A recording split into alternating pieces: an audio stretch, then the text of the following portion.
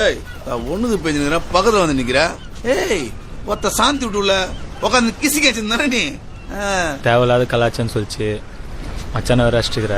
டேய் தம்பி, பெரியவங்க வச்சா அதை அப்படியே மனசுலயே வச்சுக்கணும், வெளியே போய் சொல்லக்கூடாது. சின்ன பையன் அடியுது எனக்கு எவ்வளவு அசிங்கம். என் ஃப்ரெண்டுங்கெல்லாம் தெரிஞ்சா காரி துப்ப மாட்டானுங்க. அன்னைக்கு ஏதோ கிசால இருந்தேன், அடிச்சிட்டேன், ஒரு ஜாலி அடிச்சிட்டேன். அதே மாதிரி நீயும் ஜாலியா அடி வாங்கிட்ட மாதிரி போயிடணும், சரியா? அதெல்லாம் வெளியெல்லாம் போய் சொல்லக்கூடாது. போ கிளம்புடா. சோக ஃபிகர்ரா, நான் பேச முடியல.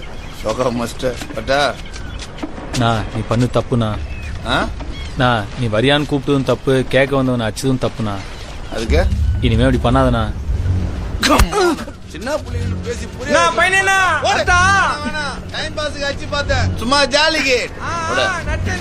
ஓடுறா என் ஃபிகரை கலாய்க்காதண்ணா.